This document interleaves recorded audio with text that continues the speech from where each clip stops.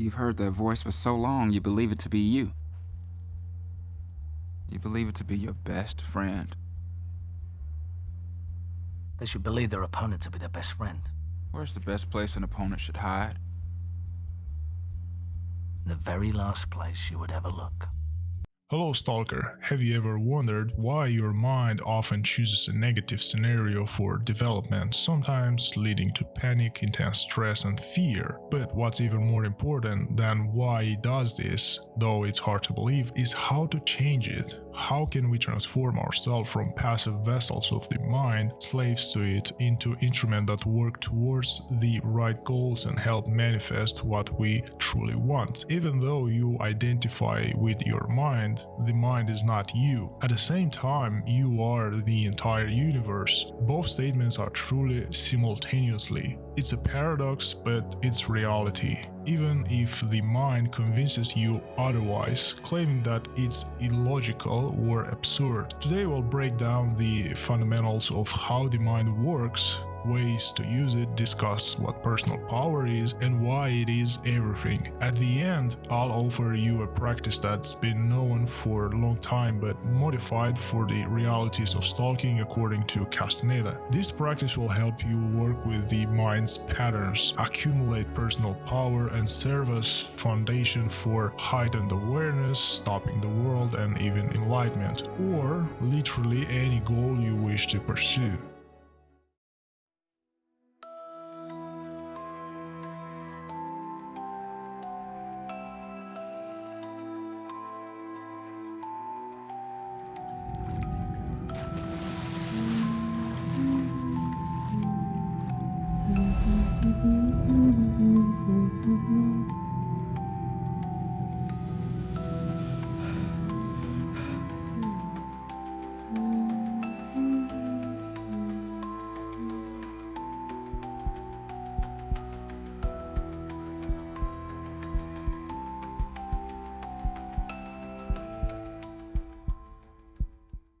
Let's begin by breaking down what personal power is and why it is so important. Personal power is the energy we have to our disposal for living consciously, taking action, and changing our reality. In the context of Carlos Castaneda practices, personal power is described as a universal currency in our world. It defines how capable we are of being aware of ourselves, interacting with the world, and moving towards our goals. Personal power is not just physical energy, but also the ability to hold attention, stay present, and perceive reality without distortion of the mind. It is also the resource for change. Without sufficient personal power, it is impossible to break out of the usual thought and behavior patterns. It is the key to freedom from automatic reactions and socially imposed programs. Personal power can be used for anything, like a universal currency. For example, in the TV show Twin Peaks, Agent Cooper, after returning to our world, used this power to win at the casino, or it can be used for grandiose goals. As Don Juan said, the world consists of an infinite number of layers that can be seen or felt. Each of these layers is like a scale on the body of a snake. A warrior with sufficient power is able to interact with these layers, entering the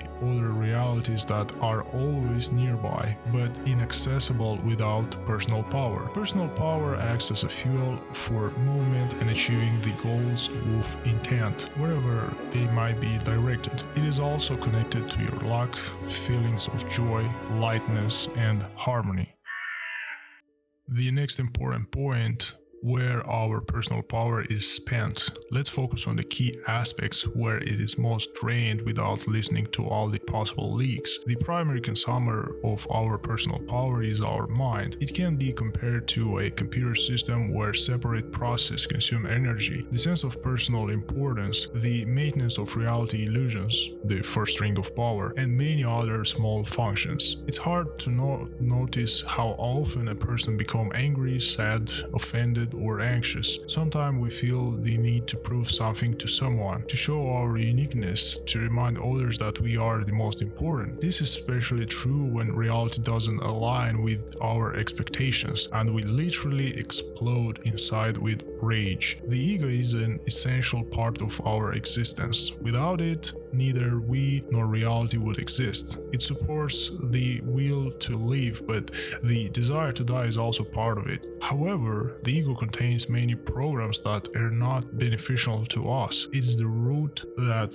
feeds the sense of personal importance, meaningless concepts, and immersion of thoughts that only drain us. A thought can be like a seed. If you water it with emotions, it grows and starts to consume your energy. Here are some clear examples of how this happens. Irritation from a colleague or a conflict with a close person. The longer we hold on to resentment or anger, the more power we lose. Each emotion, anger, fear, resentment, jealousy, takes energy. This is especially true for a situation we replay in our minds over and over. Constant thoughts of how a past situation might have unfolded or daydreams about the future. Attachment to things, people, or ideas makes us obsess over them, requiring a constant supply of attention.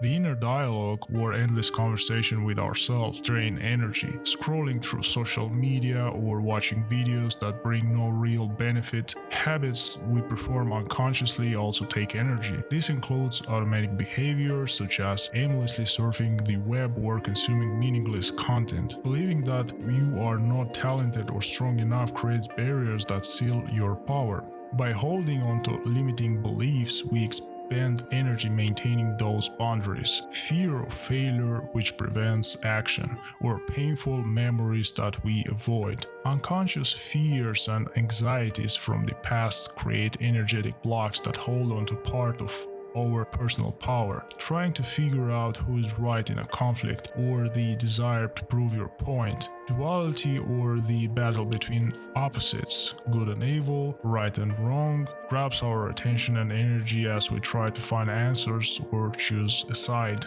Right now, you might be thinking that duality is something temporary, something that can be found and eliminated. However, duality is always with you as long as you are using your mind. The moment you began seeking enlightenment, you were already in the game, because you divided yourself into the one who seeks and that which needs to be found.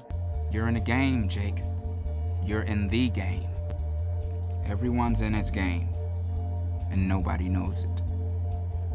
And all of this is his world. He owns it. He controls it. For example, when you're watching this video, by habit, it might seem that I'm a separate person telling you something, yet I'm part of you, just as you are part of everything else. There are no boundaries. They are only created by your perception. It won't take you too far today, but I simply emphasize we do not fully possess ourselves. We are mired in the labyrinths of the mind. Conditionally, 90% of our problems exist only in our mind and rarely manifest in reality. And when they became real, it's only because we've been feeding them with our personal power through thoughts, emotions, and fears. There are different ways to gain more personal power, which can be divided into two categories: receiving from external sources and accumulating your own. External sources, we'll touch on those briefly as they are less universal. For example, gazing at the sun during sunset or sunrise. By allowing the light to enter your eyes, you connect to the natural energy. Another matter is interacting with inorganic beings through an exchange of energies. However, this matter requires experience, carries risks, and involves a price. For most viewers just beginning their journey, this might not be relevant. Accumulating your own. This part we'll explore in more detail. There are many techniques such as stopping the inner dialogue, practicing non-doing, changing your daily routine, and others. This method has been covered in previous videos, but today I want to share a technique that combines stalking yourself, recapitulation, and breathing exercises. This is is not a new method, but it has been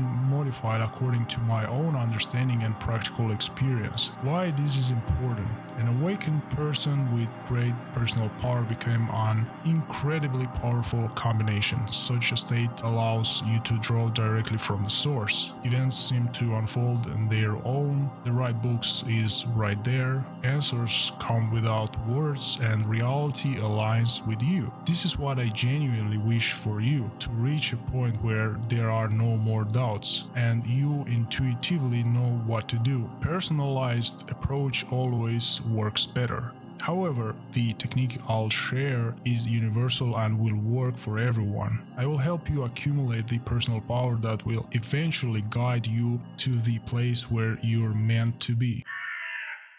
Imagine that there are two energetic channels within your body, the right solar and the left lunar. The right channel in natural healthy state is filled with creative energy, inspiration and inner light. It's a source of power, but when we drain ourselves, deplete our personal energy, it becomes filled with destructive emotions, anger, aggression, hatred, criticism. The left channel, the lunar one, in the healthy state is connected to nature, acceptance, harmony and creation. But when this channel is polluted, it overflows with attachments, lack, obsession, envy, control. These two channels are most often filled with negative beliefs, which drain us and leave us in a chaotic and imbalanced state. The ideal balance is achieved when both channels are cleansed and energy flows freely into the central channel, creating integrity. This state can be called awakening, unity with all, or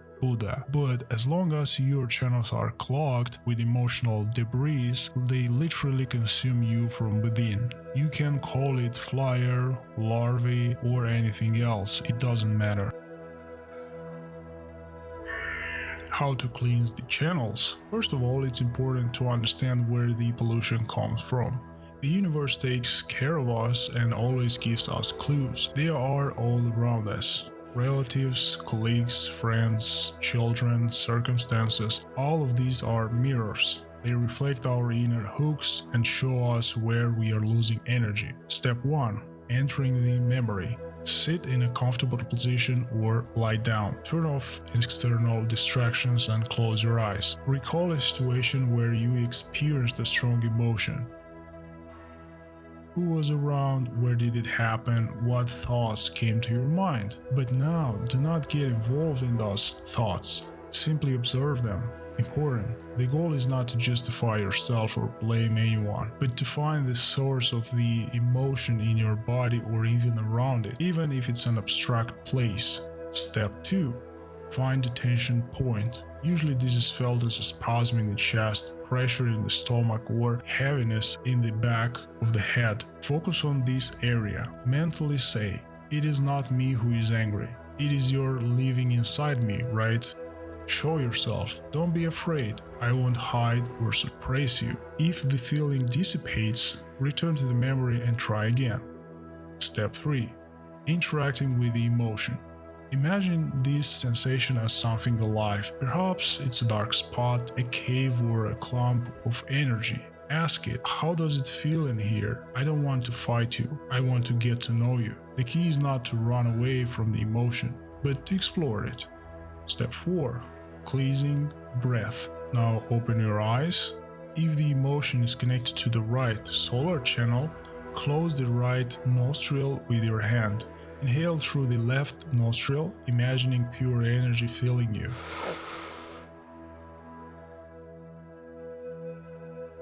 Close the left nostril and exhale through the right, pushing out the cloudy energy, imagining it's coming from the area where the vibrations and tension reside. If the emotion is connected to the left lunar channel, close the left nostril, inhale through the right, filling yourself with light, close the right nostril and exhale through the left, releasing the stagnant energy. Repeat several times, imagining that you are literally airing out your body.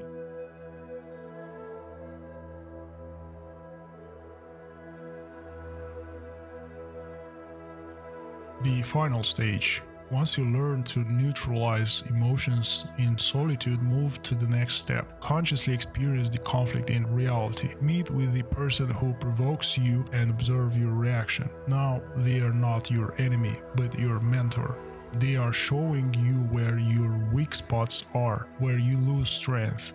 Allow the emotions to arise and then repeat the cleansing practice until the entire situation is fully processed. Over time, this process will become automatic and you will learn to cleanse your channels intuitively. But as with all practices, there are no easy ways. If you've been emitting negative emotions for years, it might take you just as long to transform them. Tyrants as a path to power. Those who have read Castaneda are likely familiar with the story of Don Juan. Encountered an absolute tyrant, a man who threatened his life. When Don Juan was young, he ended up in the house of a cruel overseer who humiliated and tormented his servants, taking pleasure in having power over them. This tyrant not only beat people but also could end up their lives without hesitation for amusement. One day, unable to hold himself back, the tyrant attacked Don Juan and shot him in the chest. Miraculously, he survived, and it seems as though he should flee forever, but instead his Nagual Julian convicted him to return. Don Juan had to face his tormentor again and spend a lot of time in his presence. However, now he was no longer a victim but a warrior, using every situation as a training opportunity. He learned to control his reactions, not to feel fear and not to give in to emotions. This work was not just survival, it was alchemy of the spirit. As a result, Don Juan was able to release vast reserves of personal power that had once been squandered on fear, hatred, resentment, and the sense of his own importance. Of course, I'm not suggesting that you intentionally put yourself in mortal danger, but the point of this story is that tyrants are one of the greatest sources of cleansing. They show us where we are vulnerable, which buttons can be pressed to throw us off balance. If something bothers you, it indicates an inner knot that drains your energy. Start small. Work with situations that cause irritation. Consciously observe your reactions without letting emotions take over. Then you can consciously seek more complex situations. Interact with people who used to trigger you, but who will now become your teachers. It is important to remember, if you lose control, it's better to temporarily retreat. Recover, become aware of what's happening, and return to the practice with renewed strength. Gradually, you will reach a point where no situation will be able to throw you off balance. When that happens, you will feel how free and strong your spirit becomes. All that energy that used to be drained by fears, anger, and resentments will now belong to you. And at that point, no one or nothing will be able to shake you. This technique can also be adopted to working with thoughts, for stopping the internal dialogue. Instead of searching for emotions, just observe your thoughts and try to catch where they come from. Don't comment on them, just watch. In this case, the breathing aspect can be omitted. Many such triggers will start avoiding you on their own once they realize you are no longer the cash cow from which they can benefit or anchor themselves as energy vampires do. Everything described in this video is based on my personal findings, gathered from various sources, and proven method that I use myself. These techniques are modeled on stalking oneself and working with minor tyrants, a huge topic to which I might return one day and describe in detail in my own words. Yes, this path requires time, discipline, and patience. It will take years of practice, but there are no other way. If your goal is to consistent lucid dreaming, stopping the world, traveling into the unknown, or enlightenment, not just a one-time leap, it is essential to accept this and practice until you reach your goal. Many, when they begin practicing, may forget their initial goal halfway through. This is because as you accumulate even a small amount of personal power, life will begin to astonishingly adapt to you. Unexpected successes and joys might distract you, but even that will already be a victory. Everyone has their own goals, which can change, and using personal power for life's simple joys is a perfectly worthy choice. I wish you all much personal power and see you on the path into the unknown.